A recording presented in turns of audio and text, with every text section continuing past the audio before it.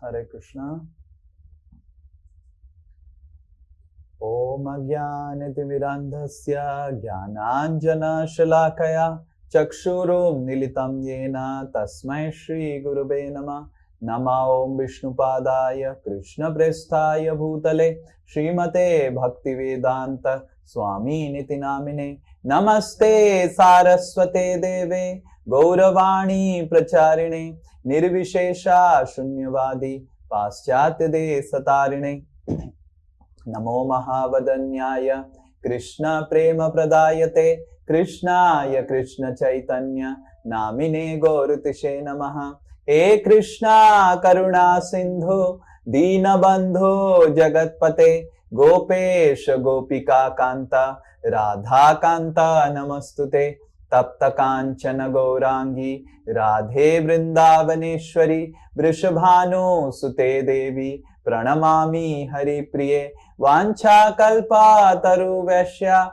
kripa sindhubhya evacha patitanam pavanebhyo vaishnavebhyo namo namaha. Jai Shri Krishna Chaitanya Prabhu Nityananda Shri Advaita Gadadhara Shivasadi Gaura Bhakta Brinda.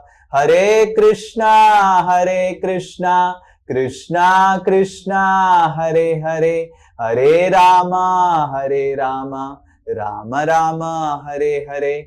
Mukam karoti vachalam pangum langhayate girim yat kripa tamaham vande Shri Guru Dinatarinam Shri Paramananda Madhavam Shri Chaitanya Mishwaram. Hare Krishna. So last class we just started our discussion on nectar of devotion.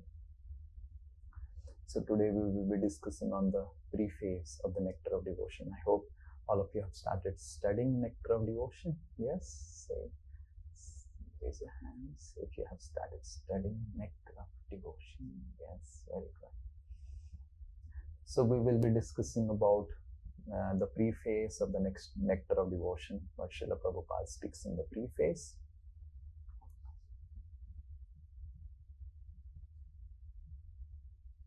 The most amazing thing about Srila Prabhupada's, especially His Holiness Tamal Krishna Goswami Maharaj has written a thesis on PhD thesis on Srila Prabhupada's contribution or Gaudiya Vaishnava's Acharya's contribution, and the most amazing contribution of Srila Prabhupada was to translate Bhakti as devotional service.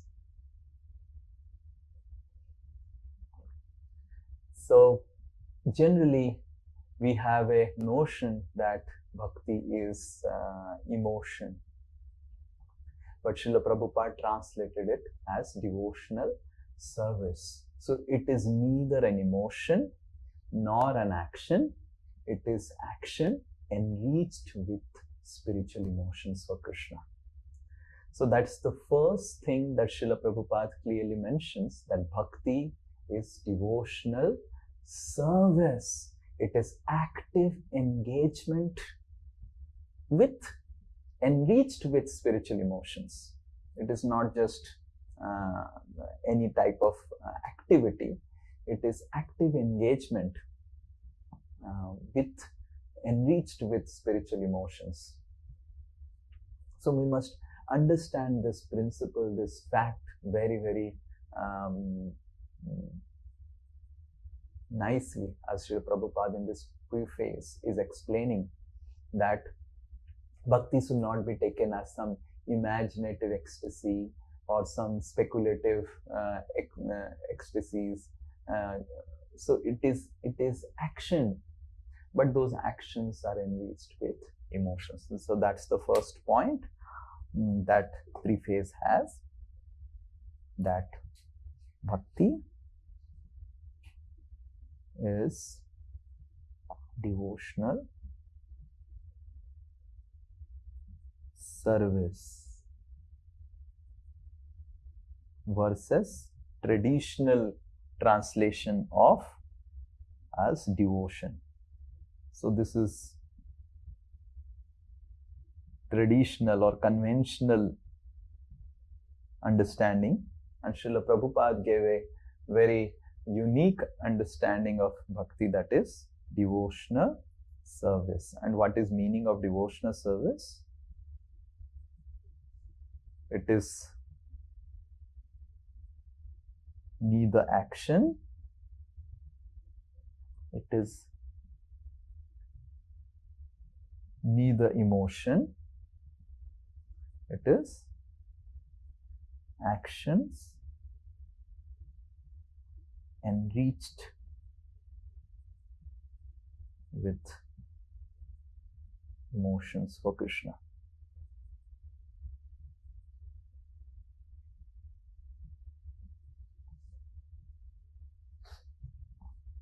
So this is the most revolutionary understanding of the preface that is given in the preface that Srila Prabhupada gives, that devotional service, it's an active engagement.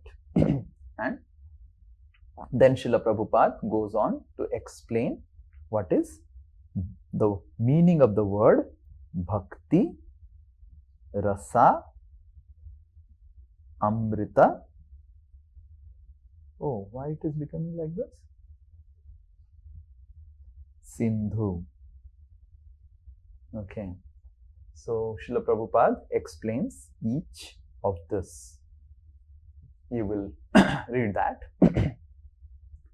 Srila Prabhupada definitely gives some history of Rupa Goswami and how he tells that how Rupa Goswami distributed his wealth. That you will find in the question. I am not going into details of that.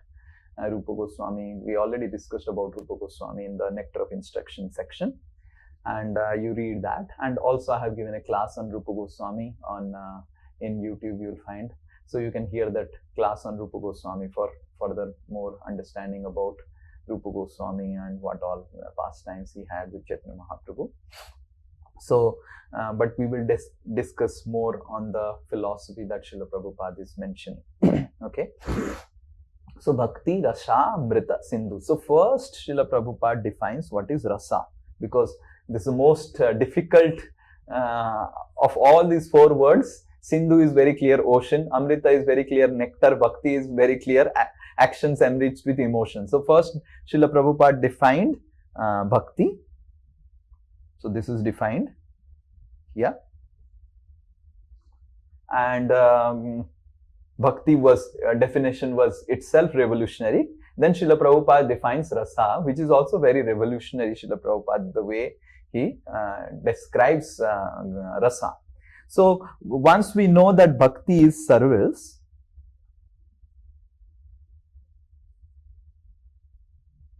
so what is Rasa? Rasa is the happiness derived from the service.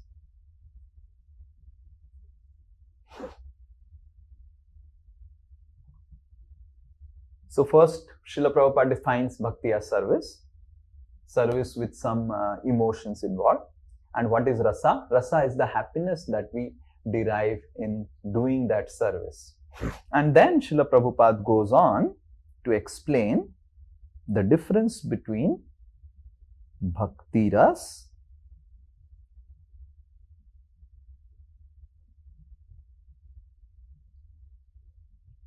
Bhautik Ras or mundane Ras. You will find that in the purports that Srila Prabhupada explains clearly. So, why Srila Prabhupada is explaining the difference between Bhakti Ras and Bhautik Ras? Can anyone say, those who have read the preface, can anyone say why Srila Prabhupada describes the difference between Bhakti Ras and Bhautik Ras? Yeah, Saljam Mishra. Hare Krishna, Prabhuji, because it is very temporary, Prabhu. Bhautik Ras is very temporary. Okay, Bhautik Ras is very temporary. No, that's not the main reason. Srila Prabhupada, in order to... Chapala Sukha. No. Chapala Sukha. Wait. I'll give you opportunity to speak, you speak. So, in order to in order to explain the word Amrita in this Bhakti Rasamrita Sindhu, Srila Prabhupada gives a difference between Bhakti Rasa and Bhautik Rasa. Because Bhakti and Rasa is already defined. So, in order to ensure that the Amrita word is explained properly, so Srila Prabhupada gives a comparative study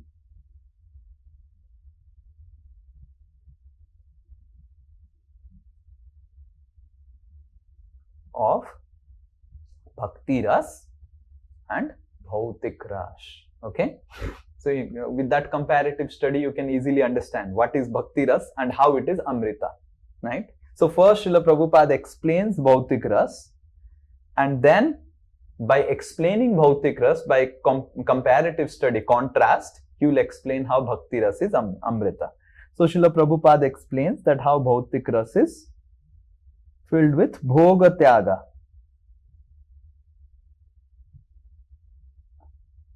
A person who is doing job, he is bored with job, and then he goes for a weekend party, and then if the weekend party extends too much, he gets bored with weekend party, then he joins the job.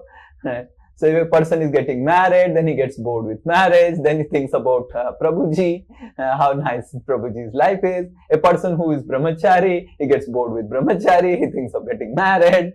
A person who doesn't have kids, he gets bored with not having kids. A person who doesn't have kids, he gets bored with not having kids. Person who's having kids, he gets bored of what these kids are really. So Bhoga Tyaga. So Bhoga Tyaga means you enjoy something, but then after some time you realize there is no happiness in that, and then you renounce it. And after renouncing, again the same activity appears releasing, right?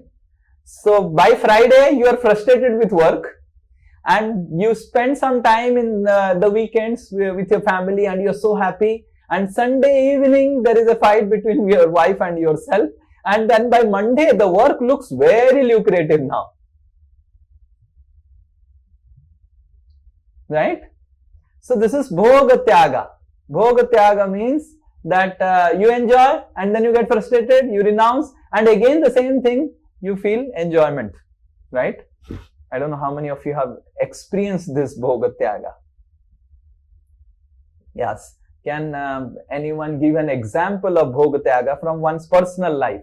Yes, Shyam Narayan and then Santi. It was during COVID time, so we were packed inside a house, and so like it was very difficult to like day-to-day life. I was really hoping that when will office start, I'll go to office, and then I want to work from there. Though we were working from home, everything was fine work-wise, but we were getting frustrated. Seeing Alka's face every day, every moment, every time, like that, huh? And then going to office and coming back from office, seeing wife's face looks little lucrative. But throughout the time looking at the wife's face looks very, that's a very nice example from COVID. Okay, yes. Anyone else? Santi. Bhoga Tyaga. Example from personal life. Hare Krishna, Prabhuji. Daily cooking and daily routine of home, morning to evening, all 5 days, you feel very irritated, then you want to go for a short holiday. Holiday जाके इतना थकान हो जाता है जल्दी घर ही वापस आ जाए। ये टाइम में बहुत फील किया ये पागलपन है। Yes, Bhoga Tyaga. This is a very nice example she's giving. Yes, Vishnu Priya and then Vihari Govind. So Prabhuji, shopping, like we go on shopping and then we get so tired that we want to come back. But after some time we again want to shop for more things. Yeah, so Bhoga Tyaga. Yes, Vihari Govind. Hare Krishna Prabhuji. Let's say I like noodles very much.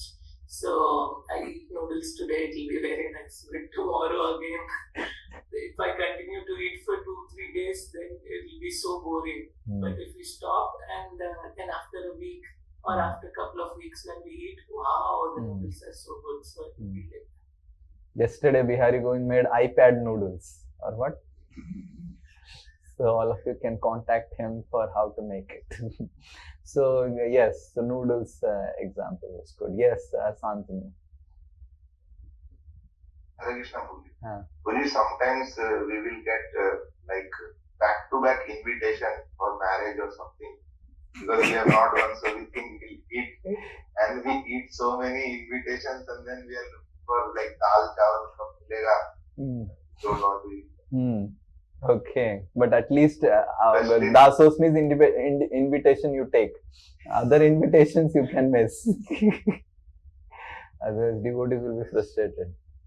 So, marriage invitation more and more and more, and you take a lot of rich food and Govinda's items and all, and then you feel, oh, when I will take my rice and dal, and after taking rice and dal, you feel, oh, when I'll take Govinda's, like that. Bhogatyaga. Very good. Yes, Krishna.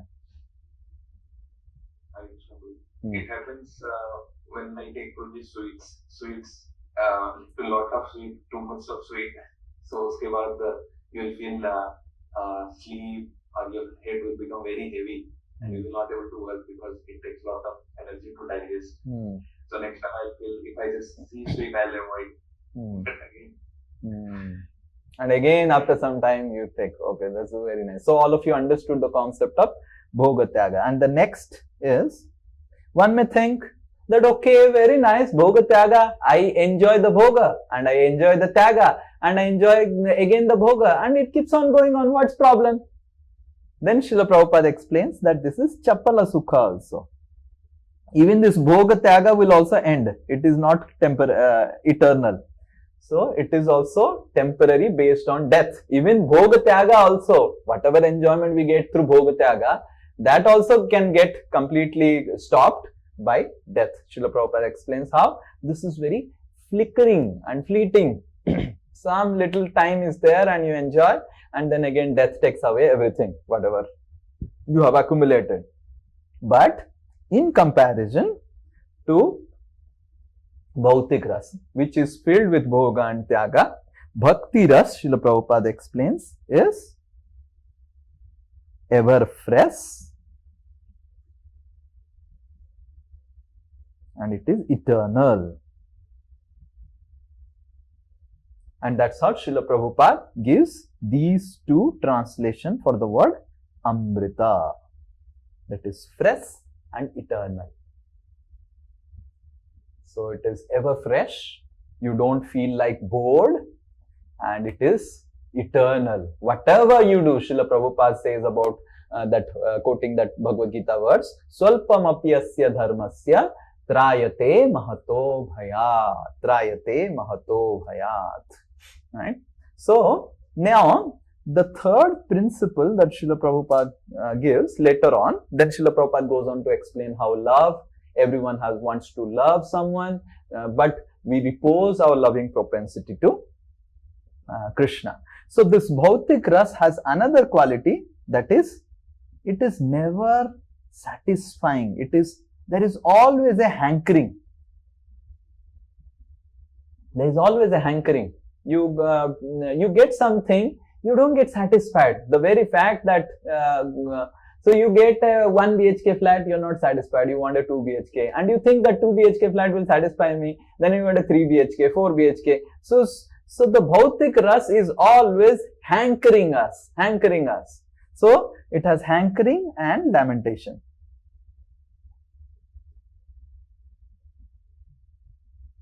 Why hankering? You are hankering, seeing that, oh, I think this person who is in 2 BHK flat is more happier than me, I am in a 1 BHK. And then you go to 2 BHK and you lament that, Arey, I went to 2 BHK working so hard, still I am not happy. I think that 3 BHK can give me happy. So there is a constant hankering and lamentation in Bhautik Ras, but Bhakti Ras is satisfying.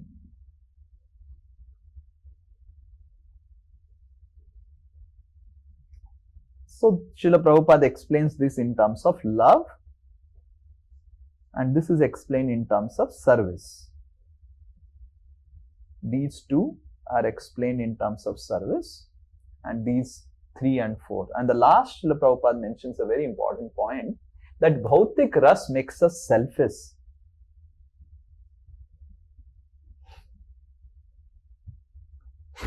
how, you see, if a boy and girl, they love each other, they forget everything. They forget their parents, they forget sometimes Guru also, they forget everything. So the Bhautik Ras makes one selfish.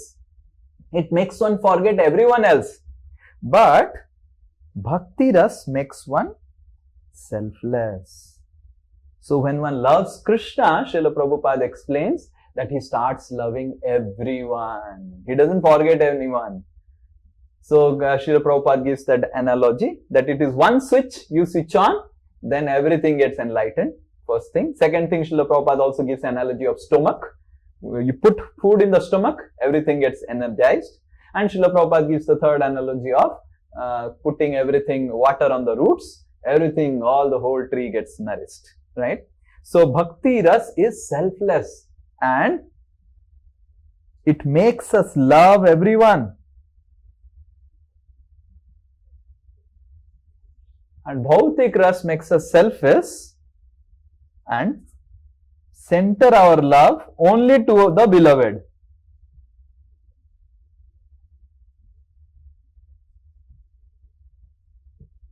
So in this way, primarily in preface, these 4 comparative studies are given between Bhakti Ras and Bhautik Ras. Okay?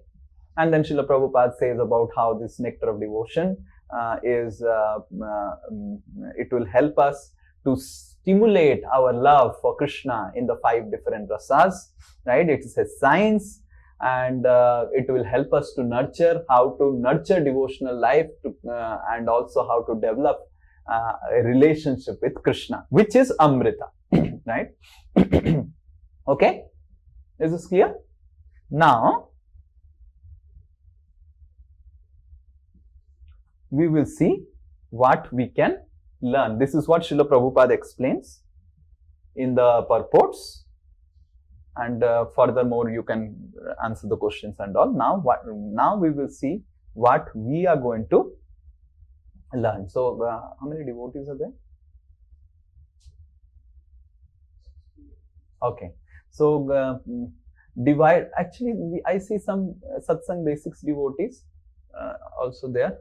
They can come only for chanting because I don't know, they will understand or they will participate. I don't know what will happen.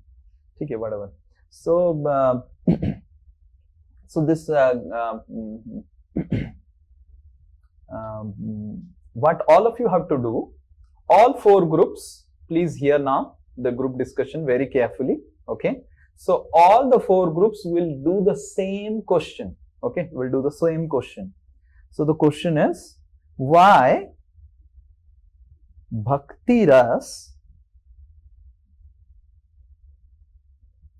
appears qualitatively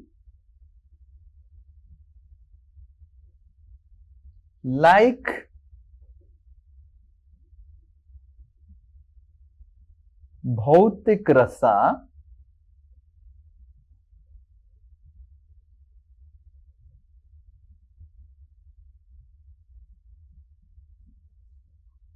Okay, I'll give one example, so then you have to do more examples. Okay, like for example, Bhogatyaga. So one day you get up in the morning and after 3 days, and first day you are so enthusiastic, yes, I got up and came for Mangal Aarti, and second day you are okay, and third day, and by 4th day, okay, and then after 15 days again I have to go for Mangal Aarti, and again you feel, oh nice, so nice Mangal Aarti. So this is one example. So in this way you find out more examples of how when we perform devotional service, like I'll give another example. We do some service, we become sometimes so selfish while doing our service. This is my service.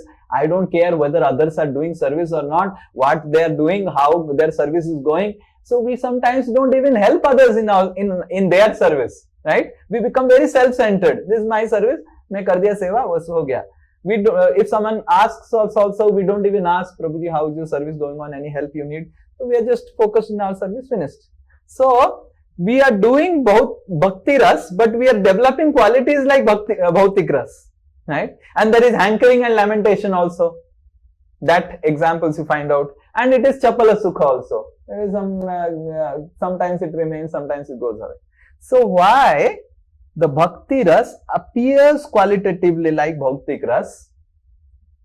What are the qualities of Bhautik Ras? Bhoga Tyaga, Chapala Sukha, hankering and selfishness.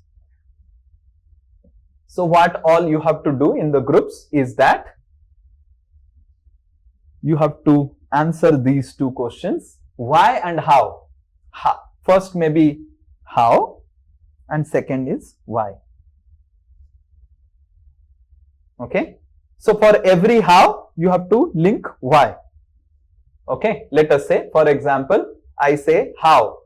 How? That okay, I get up, I come for some chanting or something, a Mangalarti today, and then after some time, I don't feel like going. So why this happens? Right. Similarly, why it makes us selfish, why it makes us hankering and so on. So for all these four reasons, you give some examples and tell the reason why Bhakti Ras sometimes appears qualitatively like Bhakti Ras. Now, the next thing all of you have to do in the group is that you have to find out the most revolutionary idea, one only. ठीक है ना? I will only take per group only one revolutionary idea. ठीक है? Because I have to speak so many other things also. One revolutionary. You will only get 10 minutes and you have to come up with one revolutionary content. And then we will discuss only those one revolutionary which you think that it will create a revolution in the class. That you have to tell. You cannot say it will not be a brainstorming session that everyone raises hand in the group and say, Prabhu, this point, that point, that point. No. After discussing all the points, you have to come up with one revolutionary. This is the problem, Prabhuji. Okay? Yes, and then we will discuss that revolutionary point. And we will see out of all the revolutionary points, whatever, how many people are there? Okay, 66 people are there. So I think we will divide it into 6 groups. Then it is 10 per group. Huh? So make it 6 groups. So we'll have at least 6 revolutionary, unique points. Arey, usko kyun le liya hai? Hare Krishna, I'm not able to see them. So at least we should be. Why? One revolutionary, why we have. Why? So, usko le lo. So divide them into 6 groups and find out revolution. It should be unique. Every group should come up with some unique. And how unique? So if your revolutionary idea matches with others, then others will tell some other ideas. Okay, but let's see. Not clear. What is the revolutionary idea of what? Let's say you did brainstorming of 10 points, 10 reasons why Bhakti appears qualitatively in like Bhautik Ras. Okay, 10 points. So out of the 10 points, you should choose 1 point. That's it, I'm telling. And okay, is this clear? On how I'm not clear. How what we have to do in the housings. How means give some examples. Okay, how there is selfishness while practicing devotional service. How there is Chapala Sukha, feeling of Chapala Sukha while practicing devotional service. How there is Bhoga Tyaga. Yes, okay. All the best. Yes. Hare Krishna. So you have only 10 minutes. Now it is 7:04. 7:15 will break it out, whatever state you are there, because we have very less time. Okay. 6 groups. Start. And you have to allocate one leader who will tell that revolutionary point. Yes. Open. Join all the rooms. Everyone join the rooms.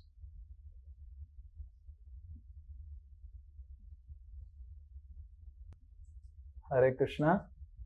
I hope it was good exercise. Okay, let's discuss fast. Okay, the group 1, please tell your revolutionary point. Yes, who was leader? Raise hand and first immediately tell. Santanu Prabhu was leader. Okay, yes, Santanu Prabhu. Your revolutionary idea. So, Guruji, we take the different Bhakti Rasa processes that we get.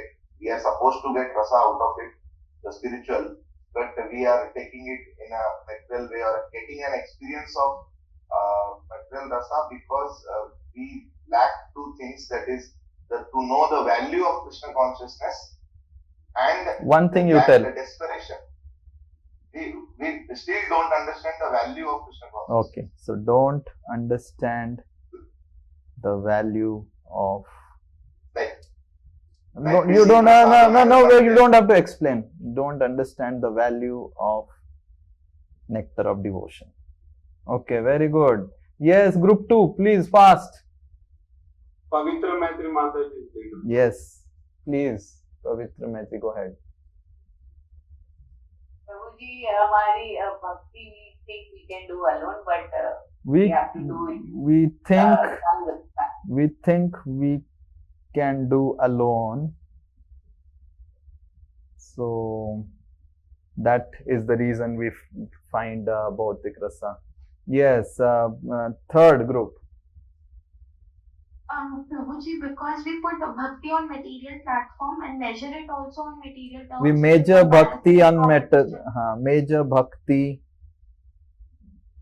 materially in terms and of with competition and comparison and not uniting with devotees. Okay, that's okay. So measure bhakti materially and then all the points of comparison and competition and all those things. Okay. Yes, next, fourth group.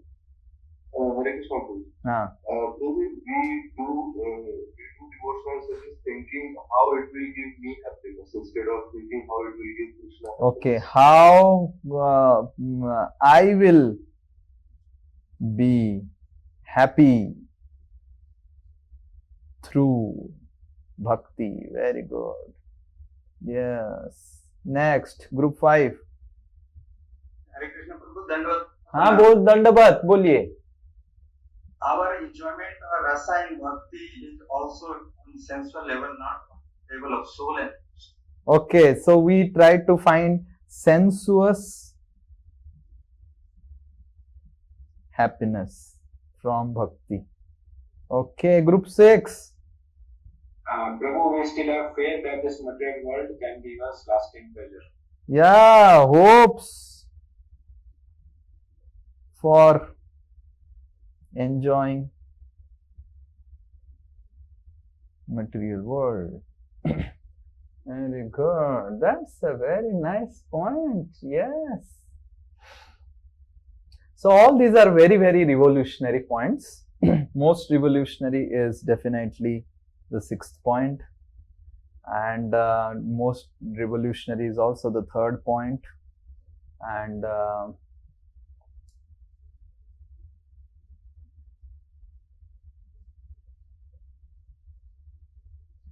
definitely 4th point is also revolutionary. The 2nd is also revolutionary, and 5th is also, and the 1st is also. All are revolutionary. Because we just now saw that don't measure bhakti materially and don't compare. I don't want to compare with all the groups. I want to experience bhakti ras and not bhautik ras. So point what all of you have done analysis is very good, that we are mostly finding our own happiness in Krishna consciousness than trying to give happiness to devotees and happiness to Krishna. So we are busy with that. So if you see the 1, 2, 3 and 5, 6, mostly if you see that this is the central theme of why we do not find bhakti or why we feel that bhakti is like more like a bhautik rasa only, because we think that bhakti will make me happy, but bhakti is about making devotees happy, Krishna happy. If devotees are not happy with me, even if I am doing whatever bhakti, then I am not doing bhakti. So that is why how devotees, whether they are happy with me or not, that should be my question. Whether I am happy, so I am happy in bhakti, that is Kanishta Adhikari. Whether devotees are happy or not, asking devotees whether you are happy or not, right? That is Madhyam Adhikari. So I am happy. मैं बहुत अच्छे से भक्तों का भगवान का सेवा कर रहा हूँ. So that is sentimental platform, completely sentimental platform, and that is we will find bhakti after some time extremely difficult. Suruvat, in the beginning it may be easy, but we will not be able to experience Krishna in that bhakti. Right? Or whatever experience of Krishna we are also imagining, oh, I am experiencing Krishna. That is all imagination, all sentiment. So, bhakti is about giving happiness to devotees and Krishna. Okay. So mostly, we will now do our comparative study. So mostly for us, bhakti is an emotional excitement.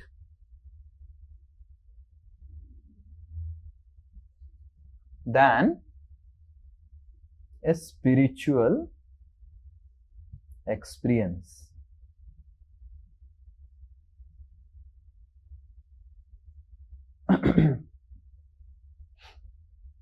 So how do you know that it is a emotional excitement? So it's very easy. First thing, is my bhakti a function of how many are appreciating me?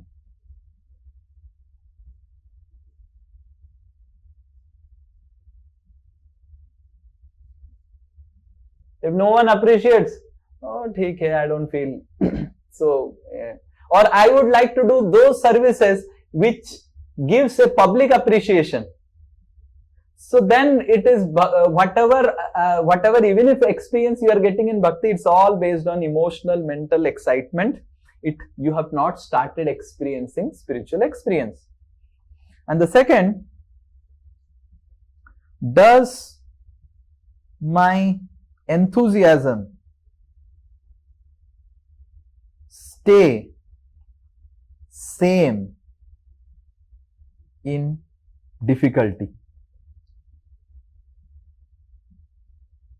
Oh, I am chanting Hare Krishna, I am finding so nice, class is so nice, chanting is so nice, Prabhuji really nice. And when some difficulty comes, everything becomes not nice. That means it was emotional excitement, it was not spiritual experience.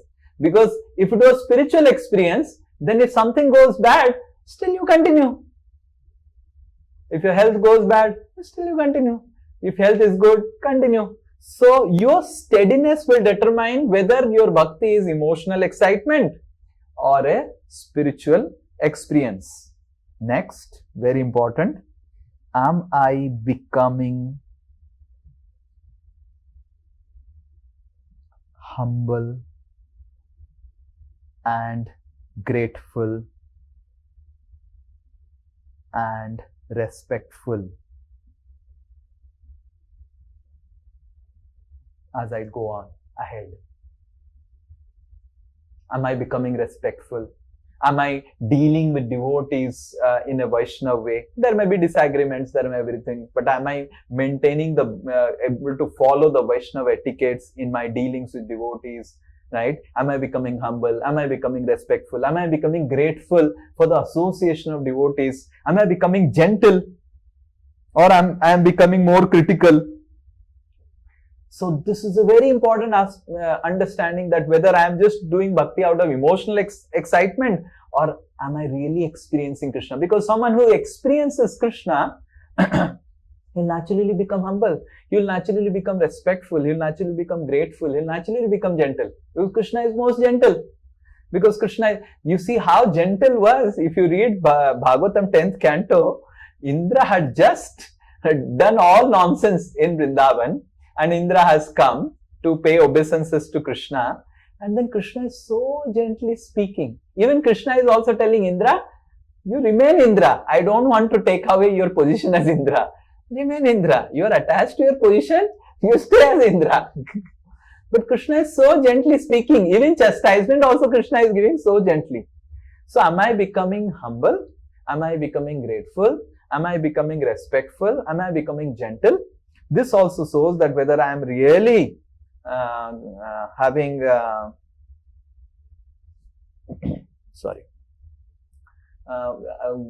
whether I am really practicing Krishna consciousness, not out of emotional excitement, but out of spiritual experience. And the fourth one, what if emotions which I was experiencing suddenly disappear? Will I continue? Oh, previously I was feeling so nice and bhakti, but now I'm not feeling nice. Will I continue? Because Narada, boy, he got some spiritual emotions in the beginning. After that whole life, he didn't got any interaction with Krishna. Little bit, 2 minutes, Narada boy got little interaction with Krishna, and then whole life there was no interaction with Krishna. But Narada continued.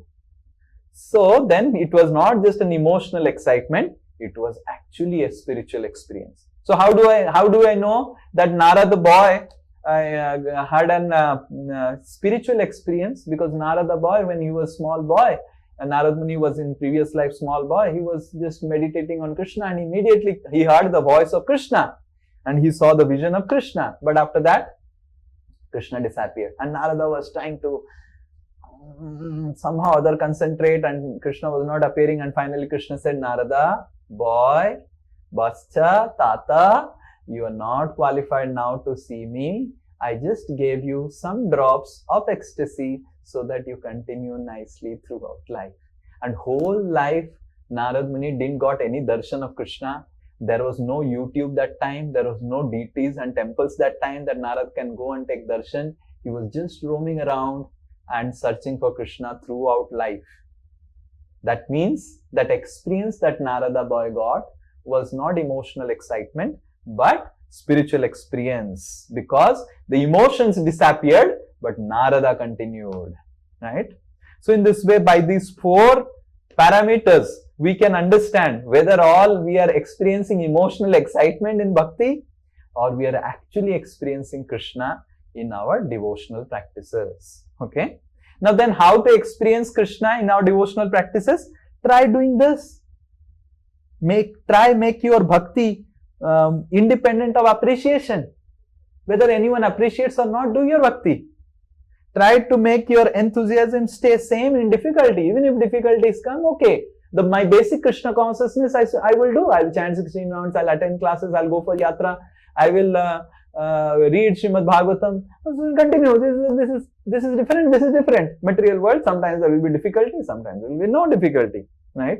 Let me continue with the same enthusiasm, or find out those devotees who can help me continue this with the same enthusiasm.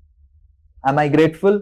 Am I humble? Am I becoming more respectful to devotees? Am I becoming more gentle? Or am I becoming more critical? Am I becoming more disrespectful? Am I becoming proud and egoistic? So that shows that you are not experiencing Krishna, because anyone who experiences Krishna will naturally become gentle, humble and grateful and respectful. And try to become gentle, try to become respectful, try to become humble. And whether emotions are there or not, don't worry about emotions. Let me practice devotional service sincerely. So in this way, by understanding and seeing these parameters,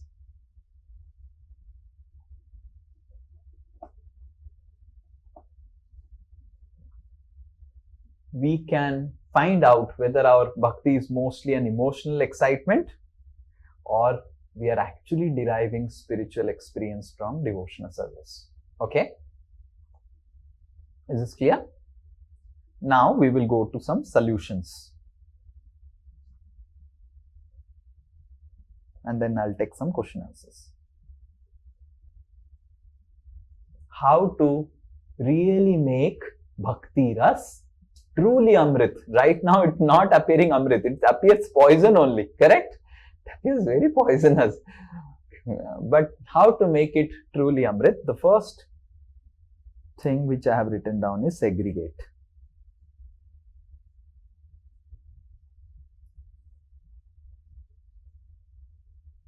You will see we have a strong tendency to make material activity Krishna conscious. Like so many devotees, they come to me, Ki Prabhuji, please tell me tips about Krishna conscious married life. Please tell me how to do Krishna conscious parenting. Please tell me how to find Krishna in the job. So I really think first let me teach you how to find Krishna in chanting. Then I'll teach you how to find Krishna in marriage. So we are in such horrible condition that in chanting only we are not able to find Krishna, which is direct Krishna conscious activity. And we are trying to take tips from here and there in ISKCON or from Guru and everything, how to make a Krishna conscious married life. Wow. Are we Krishna conscious in chanting? We should ask. Are we Krishna conscious while reading Srimad Bhagavatam? We should ask.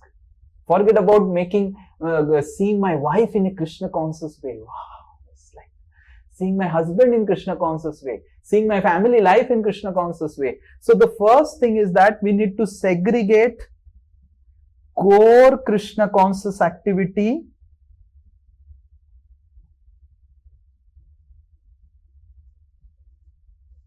from dope-tailed Krishna conscious activity.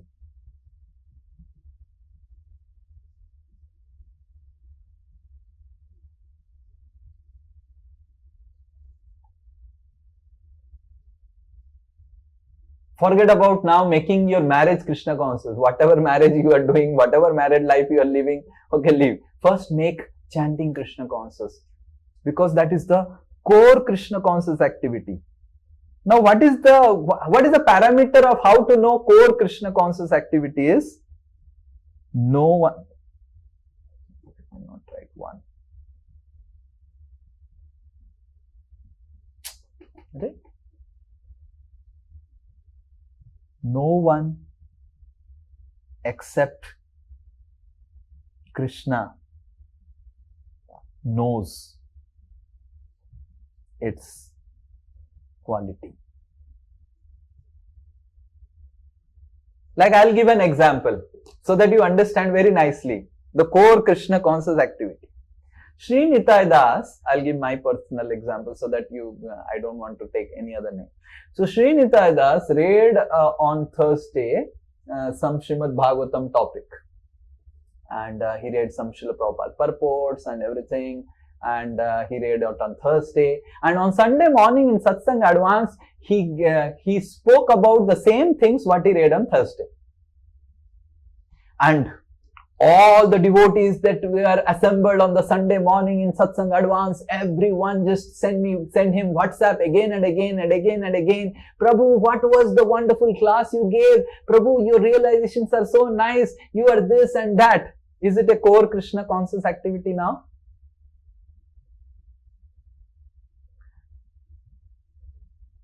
Was my Thursday Bhagavatam reading now it remains core Krishna conscious activity?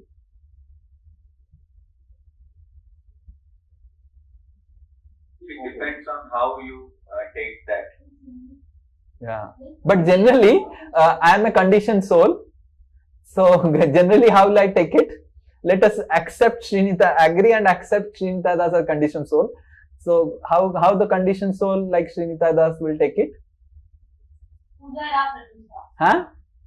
Okay, Puja La Pratishtha. Yes, Samapriya.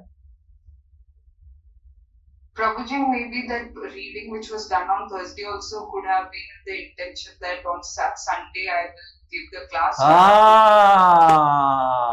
So first Thursday it will be a core Krishna conscious activity, and after the appreciation of the Sunday appreciation and the floating of the WhatsApp message, next Thursday the reading will be not now a core Krishna conscious activity. It has got color. You may not believe only, but this is how it is. Now it has got color. And then the third, now imagine the second Sunday, the second Thursday, Sri Nitai Das reads and he thinks, oh, I will, and now he is reading, but he is thinking now on the Sunday class. And then the second Sunday he gives, it was more amazing. 10 devotees put it in their WhatsApp status, and from some Pune, some devotees are calling and saying, Prabhu, what a class it was. Then the third Thursday, Srimad Bhagavatam study is completely gone out of the track. And by 3 months, Sri Nitai Das is just studying to give a class. You're able to understand? It is so subtle. You may think that you are doing core Krishna conscious activity, or as the definition goes in Jiva Goswami, Swarupa Siddha Bhakti is no one except Krishna knows its quality. Or maximum, because you may get into imagination that, oh, I am doing very nicely. Maximum, only your Guru knows what you studied and what realizations you have. So this is a core Krishna concept. That's why chanting the Hare Krishna Maha Mantra is the most troublesome activity in ISKCON, because no one knows except Krishna what is happening within. Yes? Like today all of you chanted. No one knows except Krishna. I don't want to be having a raise of hand what all things you were thinking during the chanting today. But no one except Krishna knows. And this is core Krishna conscious activity. Don't think that if you read Srimad Bhagavatam, it's a core Krishna conscious activity. No, you may read Srimad Bhagavatam to give a class. It is not core Krishna conscious activity. You are just reading to experience Krishna in the pages of Srimad Bhagavatam. That's it. Like for example, this Thursday, I read about Jada Bharat and Bharat Maharaj. I was hearing classes of Bharat Maharaj. It has nothing to give or take with my classes. Yes, I am not giving class on Bharat Maharaj, and I am not doing anything on Bharat Maharaj, nothing give or take. Maximum what I did was somehow it spilled out when I was talking yesterday with Bihari Govind. He was asking some questions and then it spilled out and I was explaining about Bharat Maharaj and he was a little scared about Forest of Material Enjoyment chapter. I had no intention to speak about Forest of Material Enjoyment. But what I am telling is that our reading and chanting will become core Krishna conscious activity when there are no strings attached. When there are no strings, you understand? Strings attached? I don't know whether there are no strings attached. Oh, I will give it in Visakha, Brinda group. I will speak about it. I am reading this. Finished. Krishna will disappear. Oh, you want to advertise me in Visakha group or in Satsang Advance group? Krishna will disappear. Core Krishna conscious activity means no strings attached. You and Krishna in chanting and Srimad Bhagavatam. And how to improve it and what quality, you only know. And that is how your sincerity in doing core Krishna conscious activity will help you experience the Amrita, Rasa Amrita. Whether anyone knows or not know, I will. Now preaching or any other, like singing kirtan. One may say, singing kirtan. No, singing kirtan. If you are singing kirtan alone in the room and no one is there, then it is core Krishna conscious activity. And you are singing kirtan and people are telling, wow, Prabhu, what a ki gola apni pechen, Prabhuji. Like that they say. What a voice you have got, Prabhuji.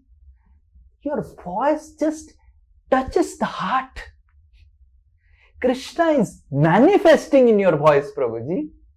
Finished.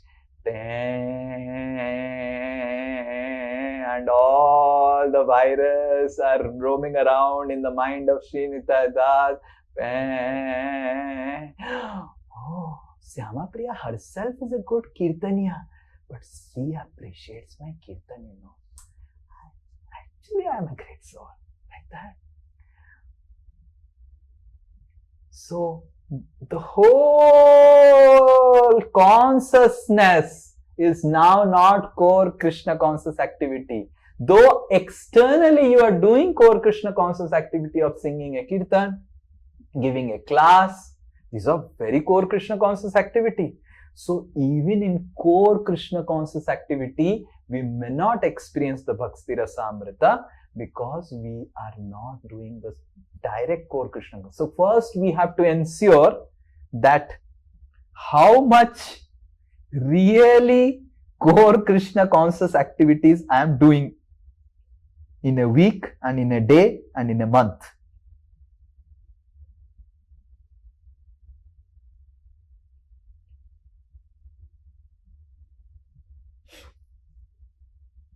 We need to really think and we need to really segregate.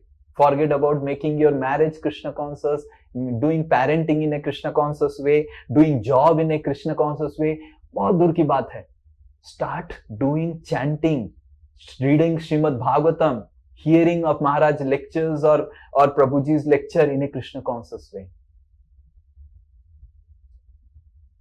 That itself is a difficulty because every time we do any activity, we just try to find out what appreciation, how people will recognize me, I did this, oh this is... So we keep on that virus of recognition is constantly hovering around. Dustamana tumi kishera Vaishnava. Bhakti Siddhanta Sastri Thakur writes this song. Pratisthara labhe tomara bhajana kevala kaitava. So Dustaman tumi kisera Vaishnav. Right? What type of Vaishnav you are? Oh mind, oh notorious, mischievous mind. Bhakti Siddhanta Sastri Thakur says that your bhajan is simply to get recognition. Is simply to get recognition. So, the first principle is to experience Bhakti Rasamrita is that segregate very clearly. This is core Krishna conscious activity for me. And report to your spiritual master regularly that these are all some core Krishna conscious activities I did. And I read this, which is beyond the syllabus or anything. And I felt so much connected with Krishna. I felt so much connected with Srila Prabhupada. And definitely we need to do preaching. And as a conditioned soul, when we do preaching, when we do other services, we do get affected. Bharat Maharaj is getting affected. So we may get affected. But we need to understand that more and more we focus and try to make its quality good and segregate it very clearly. More and more you will see, you will find Krishna in the pages of Srimad Bhagavatam. Even to the extent of reading Srimad Bhagavatam so that I can give a very good class. is not core Krishna conscious activity. It is a core Krishna conscious activity, but per se it is not, because you are not trying to find Krishna in Srimad Bhagavatam. You are trying to find your own recognition in Srimad Bhagavatam. So, we should be very clear why we are not experiencing Krishna Rasa, Bhakti Rasa, because we are too much obsessed with recognition, even while practicing Krishna conscious activity. And the second one, survey and take shelter. So this is a 5 minutes of personal exercise. List. So all of you sit down, not 5 minutes, we'll see, let's say, okay, 5 minutes is also okay. List down all things in your life, personal life, that 1, 2, 3, like that, whatever list down you make, which now also you find bhautik ras. You are attached to some material enjoyment now also. Even after practicing for so many years, you are still attached to these material enjoyment. So 1, 2, 3, 4, 5, 6, whatever. Okay. Then second you have to do, if Krishna suddenly removes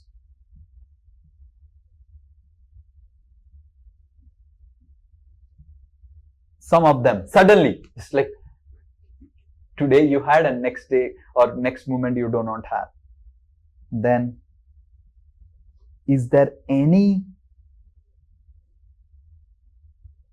spiritual shelter you will look for?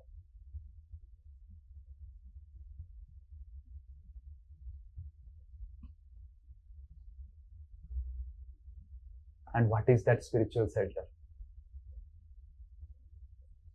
If Krishna removes your material shelter suddenly. Okay, so take this for 2-3 minutes, sit down and close your eyes and find out what material shelters I'm still having, material sense gratification, or really thinking about that. And yes, Monalisha. No.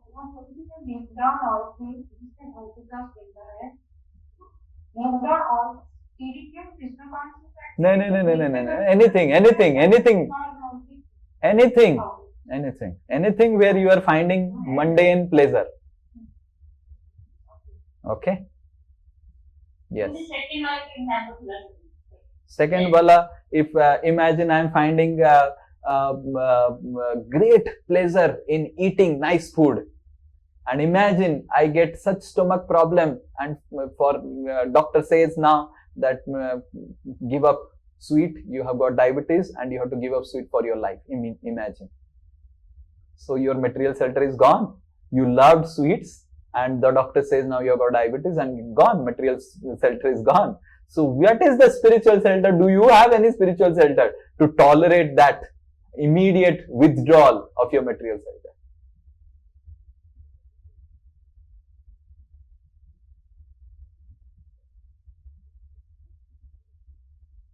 Okay, if I love my job. So imagine Krishna removes the job. Where I will find shelter?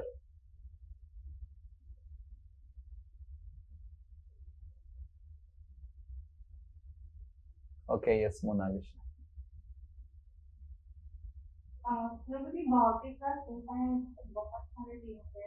Like break from the vacation, or whatever you want to write, you write down. Whatever you could do in 5 minutes, you do. Don't ask too many questions. Okay. Otherwise, you will get biased.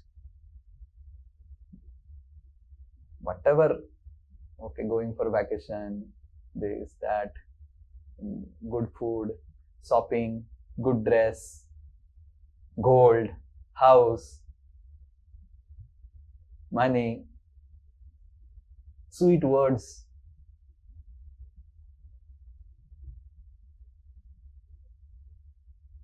Definitely, you are still in material world means you are deriving some material shelter. Write your material shelter. Simple question.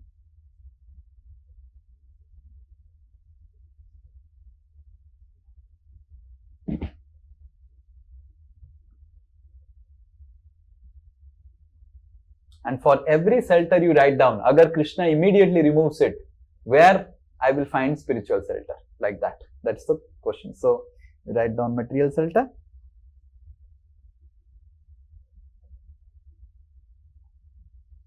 And if there is any spiritual shelter which will help you when this material shelter is withdrawn.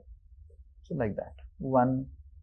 And if there is nothing, so you write, Abhi tak to I have no spiritual shelter for this. So second, you write and then you write down, okay, there is a spiritual shelter, like that.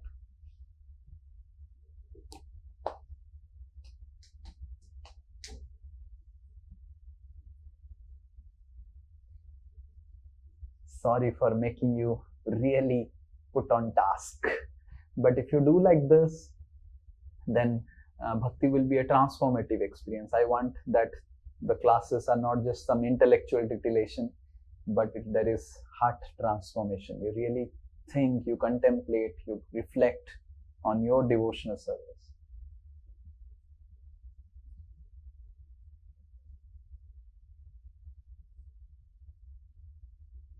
Be honest. I'm not going to ask you anything for sharing. It is you and Krishna and your notebook and pen.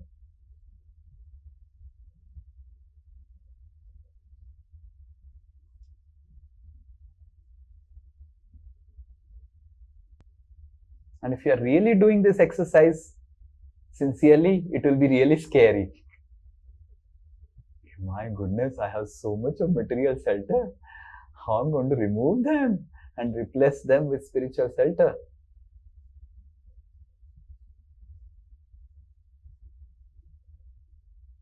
Really, but it will at least begin your journey towards replacing material shelter with spiritual shelter. Okay? And how to start replacing spiritual shelters? First, experience spirituality in core spiritual shelter. Chant holy names, read Srimad Bhagavatam, do these Krishna conscious, core Krishna conscious activities with more quality, more focus, more attention, and take help of devotees, take help of spiritual master. And then think about transforming your other activities in Krishna consciousness. Let marriage happen, whatever happening, parenting, let it happen in the way, whatever it is happening. Let job go in whatever way. Let me focus right now in making my chanting, my core Krishna conscious activity spiritual. And then you will see when you do that, your slowly your material shelter will start getting replaced. And you also need some practical guidance. You can always book meeting with me. Oh, Prabhu, I listed down these are all material shelter. How do you think I can replace them with spiritual shelter? But you first have to write down. I still have these attachments. Okay? And you really need to square it out, your material attachments before death.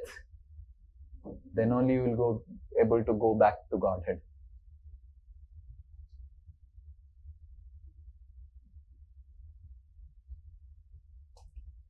Okay, Hare Krishna. Don't think that you can have material shelter and you can go back to Godhead, because in spiritual world you don't get material shelter. So you have to stay here. Hare Krishna. But everything begins with taking spiritual shelter from core Krishna conscious activity. Yes, any question? Okay, Sweta, Prashad, Ajay, Jaina, Sam, Narayan. Oh, so many questions. Yes, Bolo. Bolo. This exercise is very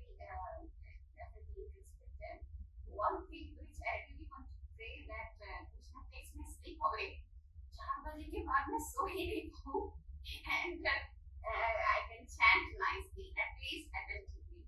This is the basic hurdle which I have faced for past so many years. So this is mode of ignorance, and sleeping in that. So, and you cannot come out of mode of ignorance without taking help of those who are not in mode of ignorance. So you have to humble out yourself and serve someone who doesn't sleep in the morning time. By serving and humbling ourselves and really begging, taking their help, then only you'll be able to. And so long you don't do it, this will not get out of your system only. So if I am not able to chant Hare Krishna nicely, I have to humble myself and find someone who chants Hare Krishna nicely, take his help, direct help, serve him, please him, and then I start chanting Hare Krishna nicely. If I am not able to recite Srimad Bhagavatam nicely, slokas, so take help of someone who is reciting, become humble, serve, then only it's possible. Otherwise, not possible. By our own, it's not possible. So that's the solution. Someone, definitely some Matajis would be there who get up and who do not have problem of waking up in the morning. Take help, become humble, serve that Mataji, give some gifts to that Mataji. Mataji, bachaiye mere ko, bachaiye. And then wo Mataji help karega when you are desperate. But that Mataji may also have some other things which you may be able to contribute. But first, become humble. That's the way. If you don't become humble, serve. Sometimes you become humble just to get something from the devotee. No, you also give. You give some gifts. Oh, Mataji, please, are you pleased with me? You are my only hope now. Yes. By your own, it's not possible to get out of the bed. Yes, Hare Krishna. Yes, next, one Prabhuji, then one Mataji. Okay, Kushal Vihari Prabhu. And then Hare Krishna Prabhuji. Prabhuji, this I am able to understand what you want to convey through the last point that we want to read for share point for recognition. But it is actually seemingly very contradictory statement. Seeing that Krishna also says Bondeyanta Paraspatam Kathayantascha Mam Nityam. So and our Guru Varga and everyone, even you will also say that we have to read and then share points with devotees. Like then these two things becomes contradictory. So Parasparam is Parasparam only, na? It is only two, right? So Parasparam is not finding out likes in YouTube channel, how many are liking my class, and that is not Parasparam. So Parasparam is Parasparam. The meaning of Parasparam is two only, or maximum three. So if we are reading Srimad Bhagavatam and we want to share, okay, share with one or two people, and they are like your core friends, and whom you are sharing your realizations. And tell them also, ki Prabhuji, keep it confidential, and then they will also share their realizations. So then it is confidential. Once it is confidential, then there is no desire for recognition, because you know that if I share this with Bir Narasimha Prabhu, he is not going to share it with anyone, and neither he is going to tell that, oh, you know, Kushal Bihari Prabhu, such a great soul, he tells such realization. So you have full confidence about the confidentiality. Then that becomes Parasparam. But now a class can also be Parasparam. But generally at a conditioned stage it becomes difficult, because we are conditioned, we have to accept we are conditioned, and based on that we don't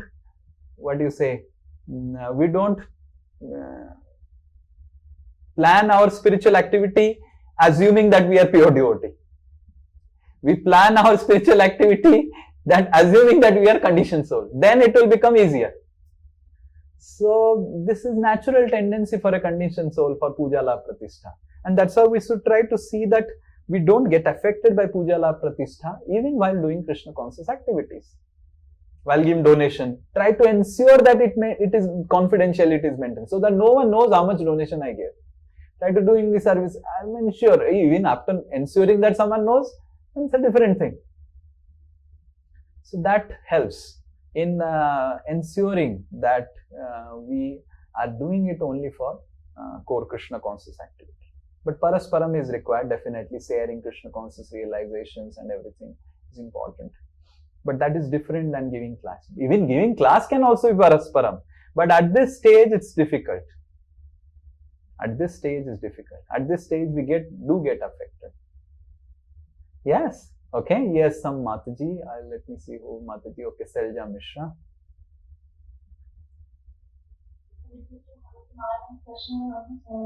Nothing is audible.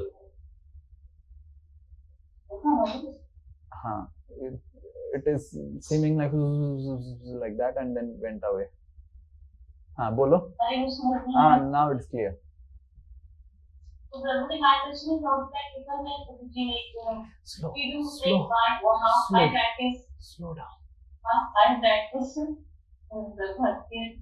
If I read Srimad Bhagavatam, I don't understand much. I'm thinking something else or I read something less. So I always prefer to read something devotees. So that I remove your Bluetooth. Remove your Bluetooth. I am not able to understand anything what you are speaking.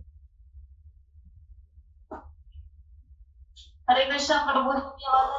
Yes. You are giving so much of trouble to my ears. Yes, now it is fine. Sorry, Prabhuji. Prabhuji, like, my question is also like Kushal Vihar Prabhuji's question only. Like, I can't do one reading alone. Like, if I read alone, I will read for 5 to 10 minutes and I'll be thinking something else, ye banana hai, ye karna hai. And some activity will be going into my mind. So, it's better to read with some devotees so that I'm focused. And then there is some explanations also. Prabhuji, ये अभी जो आपने explain किया कि the core Krishna conscious activity should be like very पूजा राम प्रतिष्ठा की तरफ ना चला जाए. So वो how much and if we do, then we have like हाँ मैं बहुत अच्छे explain कर देती हूँ, मुझे तो बहुत अच्छे से समझ में आता है. So from your question, the parasparam should be with equals, not parasparam with subordinates. That is not parasparam. Parasparam means what? Shelja Mishra also speaks and then Preeti Sarma also speaks. Then parasparam. But Shelja Mishra finds some satsang basics class devotee and then it is not parasparam. You should find out someone जो आपको मुंह तोड़ जवाब दे सकता है. You quote one Bhagavatam sloka, he will quote 3 Bhagavatam slokas. You will immediately become humble. Okay. Then it is parasparam. But if you go and find out some Bhagavad Gita basics, now I am doing parasparam with a Bhagavad Gita basics Mataji. It's not parasparam. It's very clear. If Kushal Bihari Prabhu does with Bir Narasimha, it is parasparam. If I do with some TC devotees or something, it is parasparam. If I talk with Prem Sarupa, it is parasparam. But if I talk with Bihari Govind Bir Narasimha, it's not parasparam. Very simple. The relationship is very clear. You are understanding? If I talk with Bhagavad Seva, in Brahmachari, is parasparam. If I am going to Bliss camp in Pune, it is parasparam only.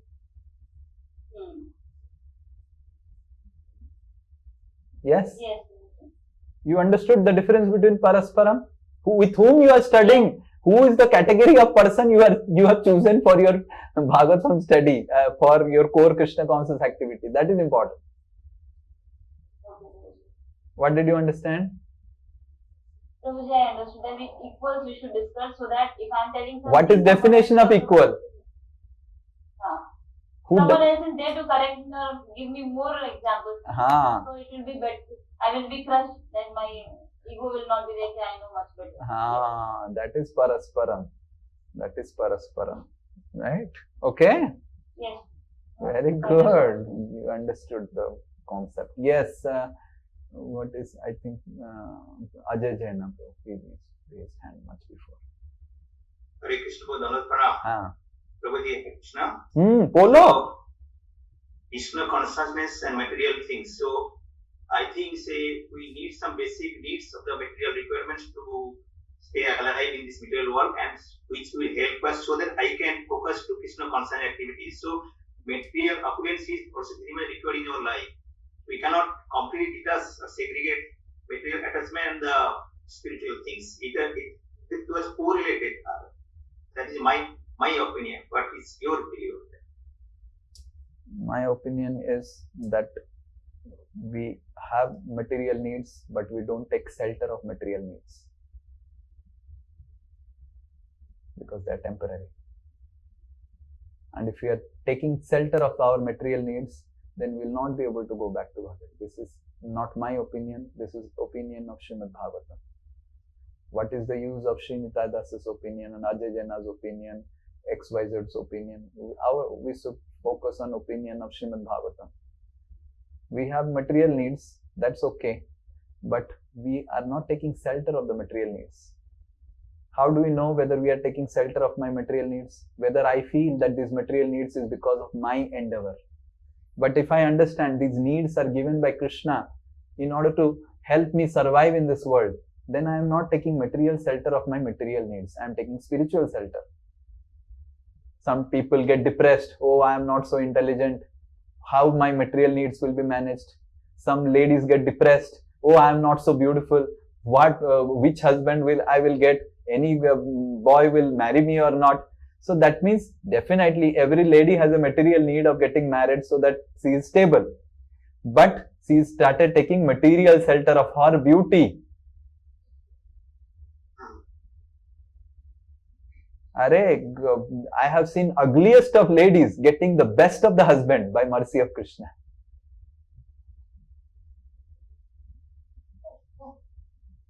Understand? And I have seen the most foolish people fully sheltered and no problem. My father was not so intelligent and he didn't study science and all those things.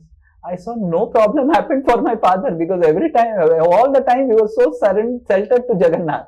We didn't have a home.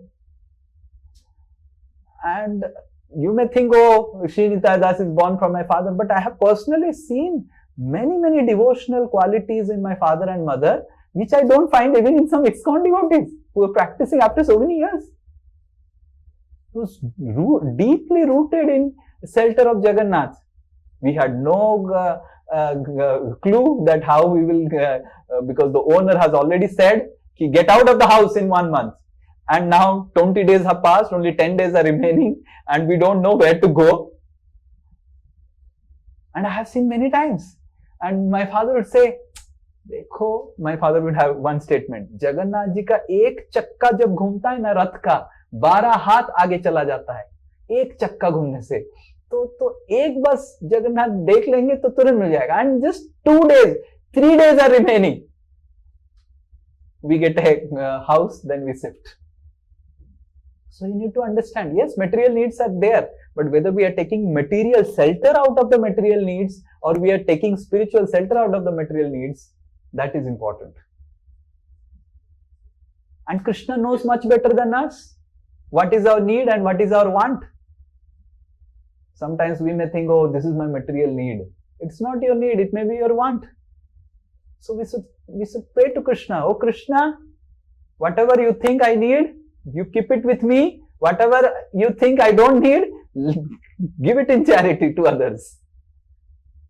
You give me intelligence so that I give it in.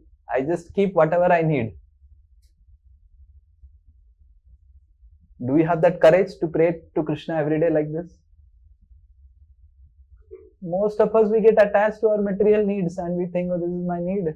This may be our want. This may be material shelter. We must think that Krishna has provided me. If Krishna wants, he will give me a house. Krishna doesn't want. He thinks that, okay, I don't need a house. I just am. So Krishna will not give. So then it is not material need. We are taking spiritual shelter.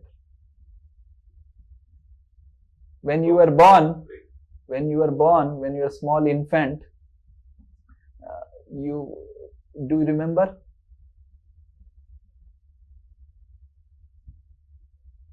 Do you remember when you were 3 months old? I don't know what I did at that time. Yes, you don't know anything. But the very fact you survived was because your mother gave you milk. Yes? Yes. Did you come out of your mother's womb with a certification that give me milk or else I'll not survive?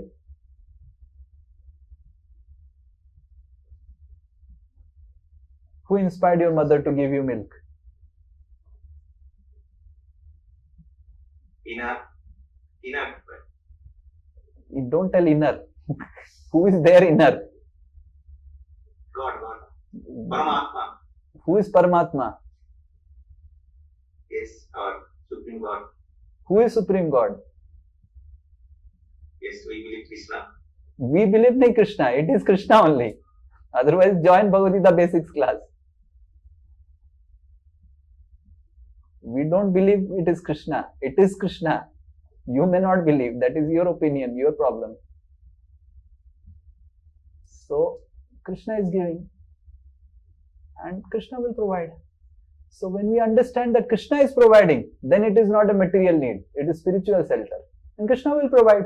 Krishna was so concerned about Arjuna and their Kshatriyas, how they will do things. And Krishna went to get some village for Pandavas. Why? Because Krishna is concerned about our material needs also. But when we become overly concerned about our material needs, we are taking material shelter. So, we should understand. Krishna is much more intelligent than Sri Nitai Das, then more intelligent than Ajay Jena, much more intelligent than all of us, much more intelligent than every one of us. And why you will not take care? If we have conviction that we are children of Krishna, then our parents will take care. We just have to do whatever is being told. So we don't take material shelter of our material needs. We understand that if Krishna wants, Krishna will give me the best of the wife.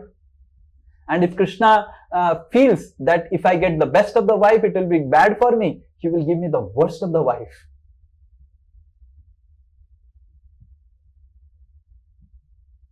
And that faith will help us to cross over the material ocean. Let's not be in air that I will cross over the material ocean.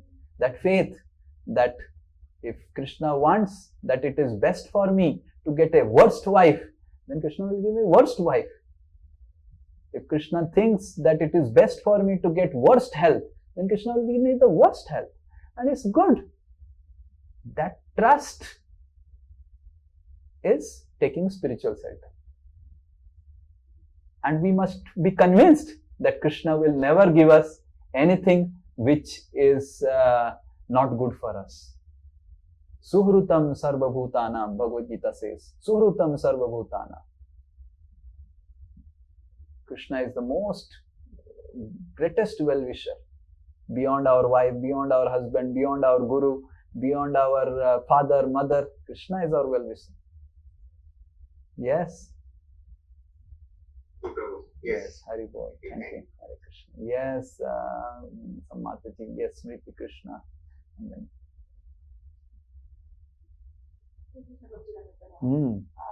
My question was regarding shelter of the mind. Like it was telling in NOI, so we know that the solution is to take shelter of the lotus feet of Krishna. But even in solution is not to take shelter of lotus feet of Krishna. Solution is to take shelter of lotus feet of Guru. How do they do it in daily life? Even in reading, hearing, mind is wandering here and there. So, how to control with that time? By regularly hearing. Every day we hear. That's why we have to Nityam Bhagavad Seva. Every day we need to hear from the spiritual master. We do every day. Then we get the strength of the spiritual master through his Bani. How to control mind? By every day hearing from the spiritual master. Guru Charana Upasanastra Jahi Valikyam Swayam Atma Mosham. Bhagavatam in the 5th canto, Jada Bharat section says Guru Upasana, Hari Guru Upasana Astra. So what Guru gives? He gives the Astra of Hari, and that Astra comes through his words. So we must every day hear. Okay, if every day our mind is troubling us, every day we hear. We hear 15, 20 minutes, whatever, and we understand that this is my strength to control mind. By taking shelter of the words of the spiritual master. And I have personally seen so much of power in the words of the spiritual master. So every day we must hear something.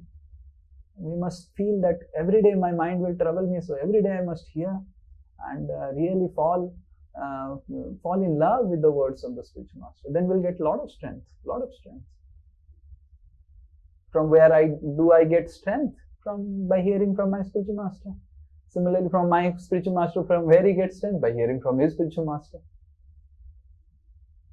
Every day Radhanath Maharaj hears from Prabhupada. Every day. So the process is very simple and clear. How Vyasadeva is getting strength to write Srimad Bhagavatam?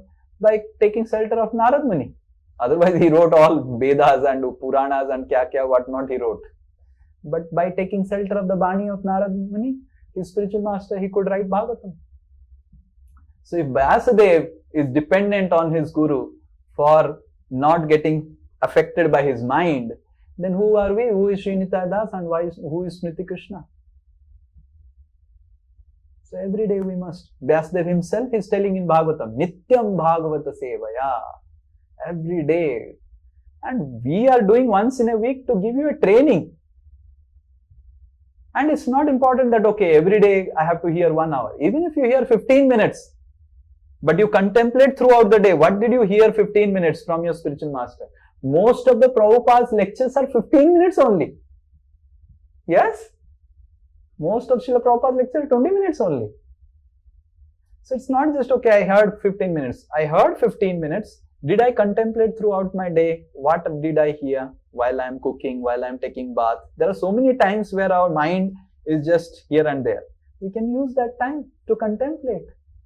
That will give a lot of strength to control our mind. Yes? Yes, Hare Krishna. Yes, some Prabhuji. Yes, Veer Narasimha.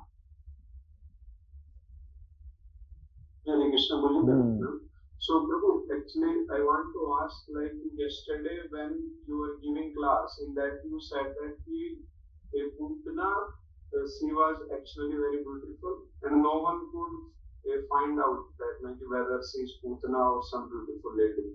Only Krishna could figure that out. Now, if we see in our life also, Prabhu, because we are engaged in services, we are doing our sadhana. So, in our services part, we are to do some follow-up with everything. So, in that we share that now, okay, just to inspire other devotees, the junior devotees, that like, okay, Prabhu, you can do like this, I am doing like this, because we have only told that personal examples. They encourages the most. Now, my question is that, Prabhu, like, what is the scope that, like, whether, because we are too engaged, then we don't get time only to contemplate that whether I'm faking it to them or I'm doing it myself and then I'm sharing it. So how to understand that when it comes to personal level? Because sometimes ourselves only we don't understand that whether I'm faking or I'm doing it sincerely. So what I am telling is that segregate at your level, segregate between seva and sadhana. When you are giving Krishna consciousness, sharing your personal examples to your subordinates, this is seva given by your spiritual master. Don't consider it as a sadhana. So what is your sadhana? If you pick up Kushal Bihari Das, you pick up Udharan Krishna Das once in a week, sometimes in 15-20 minutes, and discuss something which you read, so that and hear from them what they read, then it is sadhana of. But don't mix seva and sadhana at this stage. At a later stage, when our heart becomes more pure and our attachments are material attachments cease, then there is no difference between seva and sadhana. Like in spiritual realm, the gopis do not have a segregation between sadhana and seva. But at this stage, at a conditioned stage, we must have a segregation. Madhyama Adhikari means he segregates. Uttama Adhikari means everyone is a devotee. Everything is a service. Everything is sadhana. So let's not jump to becoming Uttama immediately. Madhyama means he sees segregation. Oh, he is devotee, he is not devotee. Right? He is envious, he is innocent. So, Madhyama Adhikari first we become. We don't try to jump from Kanishta to Uttama stage. Oh, then my seva is also sadhana. No, your seva is not sadhana. Your seva is seva, sadhana is sadhana. So, this is your service. Reduce your service, no problem. If you are thinking that I have less time for sadhana left, reduce your service. But sadhana is what we can do with someone, ourselves, or we share with someone who can also share back. Then it becomes sadhana. You're able to understand? Like if I chant Hare Krishna, that is sadhana, right? But if I inspire someone to chant Hare Krishna and help him to chant Hare Krishna and along with him some junior, then that is seva. That is seva. So we cannot, first we have to become Madhyama so that we have a clear-cut segregation. This is my personal sadhana. This is something which is very important for me. I'm not going to share it with anyone. Or even if I do this, my personal sadhana, I do it only with those people who can really share back with me, not with my subordinates. Like I don't give my Thursday to anyone, right? And I don't tell, oh, some of my juniors can read it today, we will read together on Thursday. No, that is Thursday is mine. I read whatever is required for mine. And I don't even give class on what I read on Thursday. My all class preparation happens on Friday or Saturday. It doesn't happen on Thursday. My Thursday reading is between me and Krishna. I read Brihad Bhagavatamrita. How many classes I have given on Brihad Bhagavatamrita? And you open my Kindle of Brihad Bhagavatamrita, I can show now also. You will see such notes. And I have made such elaborate notes. And I know that I will never get any opportunity to give a class on Brihad Bhagavatamrita. So that is personal sadhana. That is personal. But I do really share some of the realizations that I learned from Brihad Bhagavatamrita. But that is personal sadhana. So similarly, you should be very clear. That is seva. Inspiring someone in Krishna consciousness, sharing, giving a class. That is seva. And sadhana is something between you and Krishna, or maximum one or two people, guru, or some serious devotees. If you share some Krishna consciousness with me, realization, then I'll share back. Then it is your sadhana. If you read with me, it is your sadhana. If I read with you, it is my seva. You should understand. It's very clear? Yes. But if I start thinking that my reading with the Narasimha Das is my sadhana, it's gone. Right now at this stage, at least I am not at this stage, so all of you may be at this stage, I don't know, but I am not at this stage. So we must understand that what is difference between seva and sadhana. If someone doesn't speak out, then it's not. Hearing from Radhanath Maharaj, for me it's sadhana. But hearing a class from Radhanath Maharaj so that I can give another class on Sunday in the morning, same class, I'll repeat, that is seva. That is also required. I am not denying that we should not do it. So please don't misunderstand. I am not denying we should not do it, but we should be very clear. What is sadhana, what is seva? And when we become Uttam Adhikari, then our sadhana and seva merges. There is no difference between sadhana and seva. Yes, no, go ahead. Sorry. And in this only about yesterday's class, when you said that only Krishna could figure out that Putana is faking.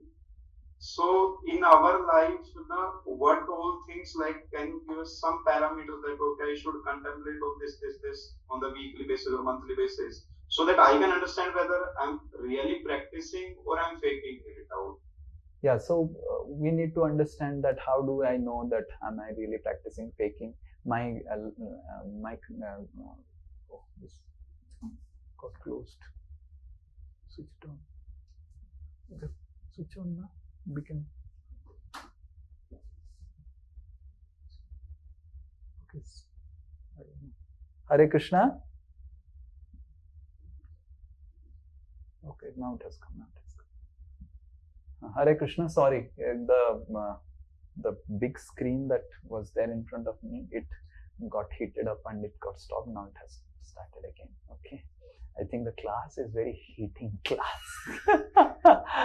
Yeah, sorry. So coming back to your question, very nice question. How do I know what parameters do I have for our parameter is very simple. How attentively I am chanting Hare Krishna. Very simple. So if with all your Srimad Bhagavatam studies and your sadhana, you are not able to find connection and attention in chanting, your chanting is becoming very strugglesome, then you're not advancing in Krishna consciousness. That is very clear in Prem Vivarta. Now let's say, for example, Prem Vivarta I have read. Now there is no question of giving a class on Prem Vivarta. There is nothing. So it's like sadhana. You're able to understand. But in Prem Vivarta, this Jagadanand Pandit says that how do I know that what is the parameter that I am advancing towards Krishna? Check your chanting. Check the quality of your chanting. If you are finding connection in chanting Hare Krishna, your heart is becoming softened when you are chanting Hare Krishna, then you are advancing. So all the parameters should boil down to Suddha Naam. That's what all acharyas have said. How do I know? So find out your chanting. That is the gold standard of our Krishna conscious life. If you are still thinking, oh, I'll roam around and chant, I'll this and chant, you are still not able to find a connection in Krishna, with Krishna in chanting. So your Krishna consciousness is in very bad state. How do I know that whether I am advancing? So how much priority I am giving to chanting and how much I am really feeling a connection with Krishna in chanting. So that's why the holy name is very important, and this japa, whatever we are doing, 16 rounds, that is our gold standard. That's what all our acharyas have spoken. Jagadanand Pandit has clearly spoken in Prem Vivarta. Yes? So as sadhakas, we must understand that chanting should be a be-all and end-all. And all other things, whatever we are doing, to ensure that we are coming to Suddhanam. Without Suddhanam, there is no question of any other thing. Okay? Yes, please. So we cannot be in illusion. Yes, we mentioned San Pavitra Maitri, and then we will go fast. Thanks for the wonderful class. I was thinking about Indra and Narad Muni. So, other than that, what I understood from my limited intelligence, that Indra was asking, going for material help from the spiritual master, and whereas Narada really was seeking spiritual help from the spiritual master. Is there something else also? Because Indra is getting darshan of Krishna daily and still it is not melting his heart. Is there something else also beyond that? Yeah, that's what only. Your understanding is very clear. So we may go to spiritual master, we may go to Krishna, but you want to enjoy, then spiritual master and Krishna may facilitate that. But Krishna and spiritual master may not give core Krishna consciousness. Like for example, I gave a class. Now it is little, I am understanding it is becoming difficult for all of you to digest. That's why so many people are questioning. But then it is important. This is what all of you have to come to understanding. I don't want to keep all of you in illusion, right? That I am leading a Krishna conscious married life, I'll go back to Godhead. If you lead a Krishna conscious married life, you'll not go back to Godhead. You have to chant Suddhanam to go back to Godhead. So though it may be very difficult for us to realize that, but that's true. Now how, whether I should go to spiritual master to take help about Krishna conscious married life or not? Yes, you should go. But if that is the only relationship that you have with spiritual master, then you may live a Krishna conscious married life, but you may not go back to Godhead. So that is there so that I can chant Hare Krishna, for helping me to chant Hare Krishna. But your whole discussion with the spiritual master is how I lead a Krishna conscious married life, then it is not proper. Whole discussion should be how can I chant Hare Krishna, what did I hear from my spiritual master, what did you give in class, I was very happy. The whole discussion should be spiritual. And to ensure that the spiritual discussion happens, we need some material facilities, and that's okay. Yes. This is clear. But that is true. Indra is going to Vishnu for material things. So Vishnu is giving. Yes. Okay. Now some devotees. Sham Narayan. Hare Krishna, Prabhuji, Dharatna. So Prabhuji, you told that our so-called spiritual activities may not be spiritual. It depends on our motive. So Prabhuji, when we say that we want to, what is the goal of life? So going back to Godhead. So our answer is because the life is eternal, because the life is blissful. So that is why we want to go back to Godhead. So Prabhuji, does this concept come from our material thought process that we want to be in eternal life, we want to be always blissful? Is this thought process material? No, it's not material, because the very fact that the soul has this natural, you cannot give it up. That's what the Gyanis think, that one day I'll become Sunya, I don't have any desire. No, you cannot be like you don't have desire. You can have desire which is harmonious to the desire of the soul. What is harmony to the desire of the soul? The soul is internal. To desire for eternal life, it is spiritual. The soul is always blissful. To desire a blissful life in spiritual world, it is spiritual. You cannot become desireless. Going back to spiritual world to live an eternal blissful life centered around service to Krishna, this is a spiritual desire. This is a spiritual desire. We do not have to worry. This is not a material desire. Why it is not a material desire? Thinking that going back to spiritual world, but I will still have material enjoyment. That is a dangerous situation. But we must understand that these all temporary things. I have to give it up and I have to go back and I'll live eternal life. This is spiritual desire because it is harmonious to the desire of the soul. We cannot give up desire. So the Gyanis, they think that if I give up desire, become desireless, that is spiritual. No. You have to align your desires based on Guru, Krishna, Sastras. Sastras clearly say that the goal of life is to go back. And that is why when I say that goal of life is to go back as this desire, this is spiritual desire. Right? Srila Prabhupada himself, my Guru is telling, back to Godhead, give up this material body, live eternally. So I just follow Srila Prabhupada. My Guru is telling, Sastras are telling, Sadhus are telling, and I am aligning my desire based on Guru, Sadhu, Sastra. This is spiritual desire. Okay? And why this is spiritual desire? Because we cannot give up our desires. This is harmonious to our soul. The soul naturally, Anandamayo Bhyasat, we cannot give up desire for happiness. But from where we are deriving our happiness, that is a question. Going to spiritual world and serving Krishna and deriving happiness from only serving Krishna, that is spiritual desire. You cannot stop desiring for happiness. You cannot. That is against the nature of the soul. You cannot stop desiring to live eternally. Even if you don't desire to live eternally in spiritual world, you will desire to live eternally in material world. Then you cannot. This is fundamental desire.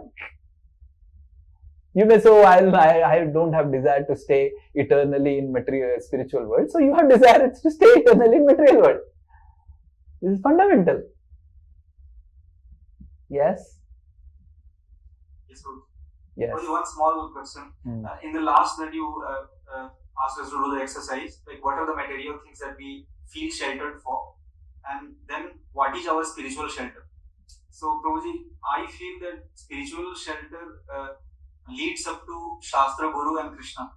So is this understanding correct, Prabhu? Yes, it is, understanding is correct. But how much we are really feeling that spiritual shelter will depend when it is withdrawn. So try to find out, so any situation where it was withdrawn, what did you do?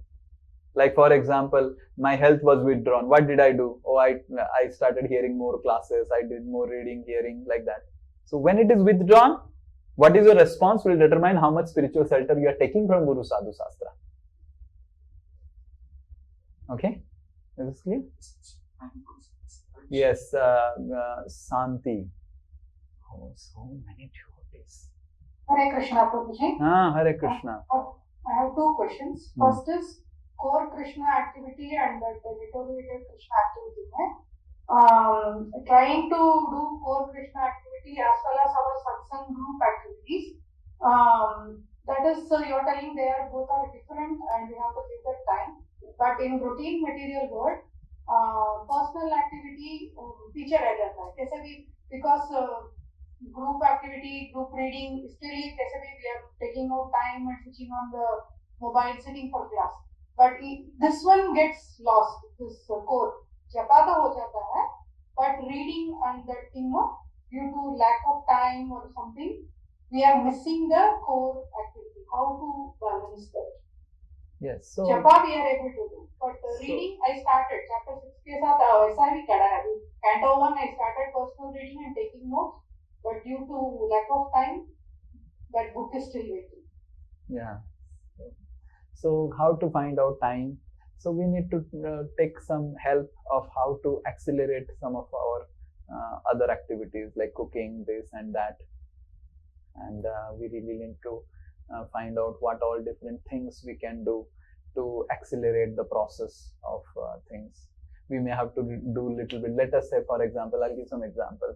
Okay, I have been sleeping 6.5 hours in a day. So let me sleep 6 hours and 15 minutes. Let me first reduce 15 minutes of sleep every day. And those 15 minutes, let me do reading. I'm telling you, yes, Veer Narasimha, do you remember? This Anurag Krishna had said in Partha time to read 15 minutes. And he read 15 minutes in how many years? What is the status? Can you tell me? He is doing it from last, I think, 13 years currently, and every day he reads 15 minutes. He has completed all the Srila Prabhupada's small books, Bhagavad Gita and everything, and he is, I think, 6th canto in Srimad Bhagavatam. Yeah. So forget about time now. So let us think about, okay, I will within my material activities. So let me reduce now 15 minutes from my sleep and add 15 minutes of studying, and 15 minutes I will reduce my sleep. And let me, during my eating prasadam, let me put some lectures of Prabhuji's lectures from YouTube, which I have not heard 4 years, 5 years before he gave, and just during taking prasadam, let me put that lecture, let me hear. So try to bring in core activities within your like, okay, I'm going for taking bath. Everyone has to take bath. Everyone has to do number 2. So that takes about 15-20 minutes. Let me hear some lecture in that. Okay, I have to take some prasadam, lunch. No one is around. Let me take lunch with some lecture.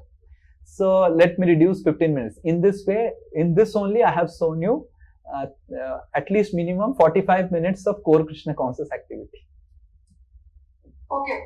Yes. And okay. my next question is, this survey and shelter, my bad habits, mainly too much attachment to my daughters, and kitna bhi tanko control kare, try to correct others, and then seeing phone too much. So ye sabko, can I correct this just through just doing proper japa? उसी में correct हो जाएगा और कुछ करना है? No, we need to also take some practical steps for this. We need to take some practical steps for this. It's not that only by chanting Hare Krishna it may get cured. But definitely we need to take some practical steps. Let's say, for example, phone. So we put some app in the phone that after using WhatsApp for 30 minutes, it gets locked. So like that, this is a practical step. We do not have only. Remove all the Instagram, this, that, all social media. So not there only. What you will do, even if you lift the phone, it is a dabba only. So make the phone first dabba. So this is a practical step. Similarly with daughters.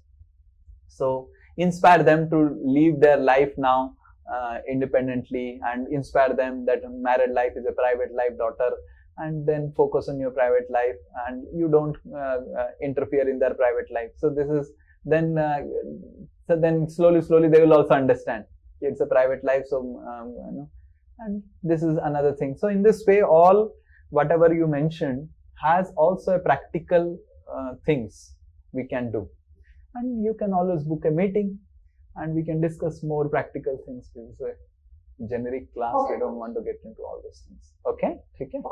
Hare Krishna. Hare Krishna. Yes, Vihari Govind and Udharan Krishna, then we'll end. Hare Krishna, Prabhuji. Now, Prabhuji, I got partially the answer when you were answering Venus and Prabhu's question, but I just want to clarify and confirm. Actually, Guru is representative of Krishna, and here in this point, core Krishna conscious activities definition, you told no one except Krishna knows the quality of the Krishna conscious activity. So if we are doing for the pleasure of Krishna, and also informing it to Guru along with Krishna. I mean, Krishna will anyway know automatically, but informing it to Guru. Still, does that we must inform Guru. That is also mentioned in the notes itself. It is mentioned. So there is no. Yes, Prabhuji. Yeah, report to Guru is mentioned. Yeah. So, but Prabhuji, again, I have here one thing is when we used to attend. I mean, even now, sometimes when you become angry in the starting of satsang class, sometimes you say that you should understand, are you attending to just please me? So there you bring up that we are doing some activity to please Guru. I mean, let's say we are attending the class, regular class, to please Guru. So isn't that becoming core Krishna conscious activity? So what's the difference there, Prabhuji? What's the problem there? We should not see Guru. We should not see Guru separate from Krishna. Then we are not, even if we are pleasing Guru, we are not practicing core Krishna conscious activity. We should see Guru in relation with Krishna. Krishna has sent him to me, and pleasing him, whatever he is saying, and we should understand that if the Guru is not telling us to please Krishna, we should reject Guru. Don't unnecessarily become sentimental with Guru. Don't see Guru as separate from Krishna. It will become sentimentalism. Guru has been sent by Krishna, and Guru's job is to help a person connect with Krishna. There is nothing else. There is nothing else required. So we should not become too sentimental about Guru. And we should not try to see Guru separate from Krishna.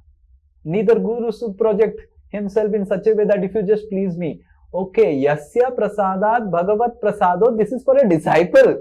The Guru should not keep okay, you please me, I will take you back to Godhead. No.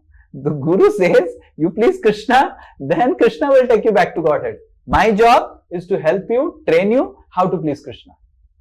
But the disciple, out of gratitude, he says, yasya prasadat. But Guru should not take that Guru Ashtakam very seriously. Otherwise, it is not a Guru. Yasya prasadat bhagavat prasado yasya prasadat nagati kutopi. Guru should not take it very seriously. Guru should understand that is just his humility and gratitude of the disciple. He is praying like this. But it is Krishna who is delivering. And if the disciple doesn't understand this, then he will just see the Guru as just a person. Guru is not a person. Guru is sent by Krishna in my life. I am grateful to Guru because Krishna has sent him and he is the person who can give me Krishna. So if you don't see Guru in relation with Krishna, then we'll have these problems. We'll think, okay, if I please Guru, then everything. Yes, you please Guru. But what the Guru is, who is the Guru? The Guru who is a Sadguru, he will tell you that I am pleased only when you love Krishna, only when you read Srimad Bhagavatam, only when you chant Hare Krishna with attentively. You may feed me hundreds of noodles and what all things they are giving me. Burrito, pinaco lada. What is that? Pinaco lada. So, and burrito. So, you may feed me so many burritos and pinaco lada. But it's okay. You may be dreaming that, oh, because I fed burrito and pinaco lada, and Guru is pleased and then I'll go back to God. It's useless. It's foolishness, sentimentalism. You have to chant Hare Krishna. But if you feed burrito, then I'll be happily taking a little bit of burrito and okay, take care, I'm happy. So, you need to understand that we should see Guru in relation with Krishna. And Guru is a facilitator of our relationship with Krishna. Nothing else. Nothing else. And as far as we speak that, okay, I will like to serve Krishna with the spiritual master, that's okay.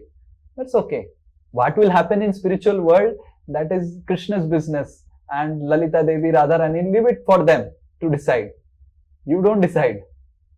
You leave it to Krishna, leave it to Radharani, leave it to Lalita Devi, leave it to Brinda Devi, where they would like to fit you. Whether they will fit you within under your spiritual master in spiritual world, whether he will fit you somewhere else. Don't give more headache to them. Right now, Krishna has sent me this spiritual master. Let me take his help to become more surrendered to Krishna. Love Krishna. And I am eternally grateful to my spiritual master. But whether my spiritual master, I will be able to do together service in spiritual world, no one knows. Who knows? You may go to spiritual world, spiritual master may stay back here. Then what will happen? You will wait there. No. You will tell to Lalita Devi, no, seva nahi karenge jab tak guru nahi aayenge. Not like that. Don't become unnecessarily sentimental with all these things. So most of the problem happens because we become very sentimental with guru-disciple relationship. Okay? Is this clear?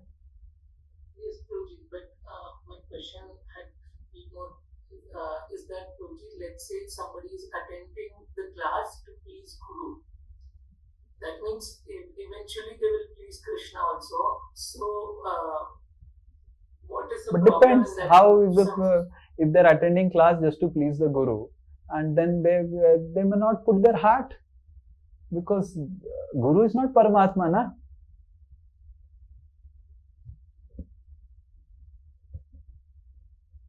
How much I will be able to understand? Who are all attending class with what motivations? Only Krishna knows. And I cannot claim that I am Paramatma. If I pray to Krishna, Krishna will tell me. If I pray sincerely to Krishna, Krishna tell me what is the current status of Bihari Govindas. Krishna will give me that knowledge. But I am not going to pray. Why? That may be Vaishnava Aparadh from my side. If Krishna from my side reveals that Bihari Govindas is at this stage of chanting, that's a different thing. But I am not going to pray to Krishna, oh Krishna, reveal the problems and challenges and everything of Bihari Govindas. Why I will pray? That will be a Vaishnava Aparadh. Even if Bihari Govind is not a Uttam Adhikari or whatever Adhikari he is, even offenses to Kanishta Adhikari also affect. If a Uttam Adhikari offends a Kanishta Adhikari, he will fall down. Uttam Adhikari falls down. So the Guru doesn't get into those subject matter. The Guru is not a detective of his disciples. Oh, bomb case Bhakti, like trying to find out. No, if the disciple comes, says that Prabhu, I am facing this problem. Okay, I can help you. But can a Guru know? Yes, the Guru can know. Personally, if I pray, I will get knowledge of everything, of all your heart. But I will not do that. Why I will do that? Because it's dangerous for my spiritual life. So, Guru is not Paramatma. Paramatma can help the Guru to take care of his disciple. But provided the disciple wants to surrender. If the disciple doesn't want to surrender, the Guru doesn't want to become a detective of the disciple's life.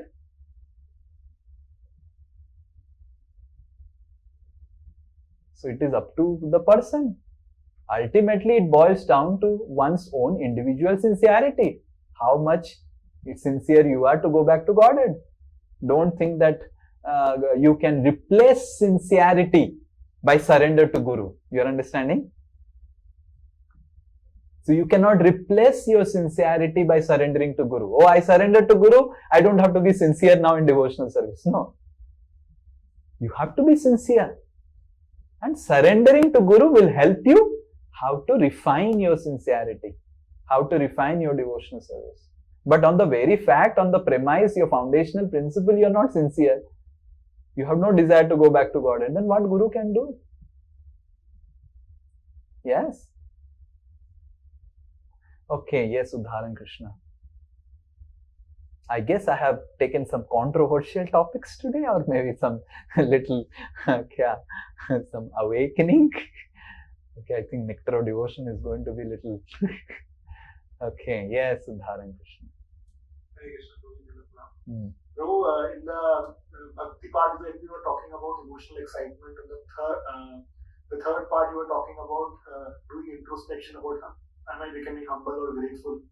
But sometimes when we are dealing with devotees, we have to be careful that we are not offending devotees, and that's why that always an internal introspection happening. That am I being humble or am I being grateful, or my dealings are proper with devotees. So, and you said like when we are doing bhakti, automatically we will become gentle. But Prabhu, I feel that some kind of introspection is also required about where I am and what stage I am standing. So, Prabhu, how to understand this point? Means, I think your question and answer are same only.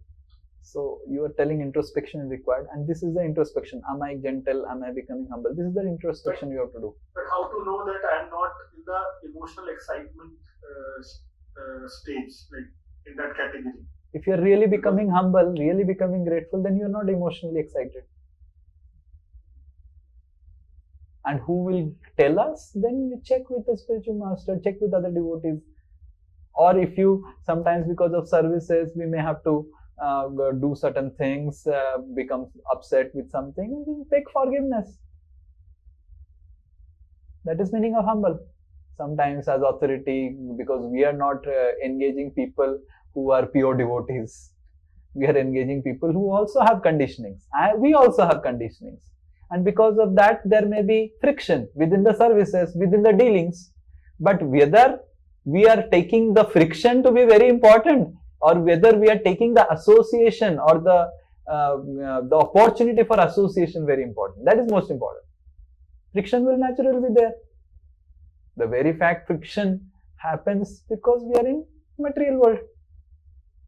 But if we are taking the value of association devotees very seriously, then we will be able to tolerate the friction by becoming humble and begging forgiveness, or someone said something to you, you forgive them, and you did something, you beg apologies, and another other person forgives. So then we are humble.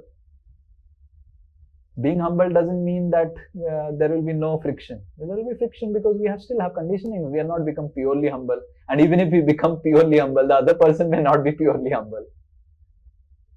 Right? So we need to understand that we should always maintain, we should always forgive, always, okay, this is what it is. And slowly we'll become gentle. Now, how do I introspect whether really my introspections are also correct or not? Then share your introspections with some superiors. That's the way. Share your introspections with some equals who can speak back to you. Yes? Yes, Hare Krishna, Vancha Kalpaturu Vaishya Kripa Sindhubhya Evacha Patitanam Pavanebhyo Vaishnavebhyo Namo Namah Ananta Koti Vaishnava Vrinda Ki Jai Vaishnava Thakur Ki Jai. Hare Krishna. Hare Krishna.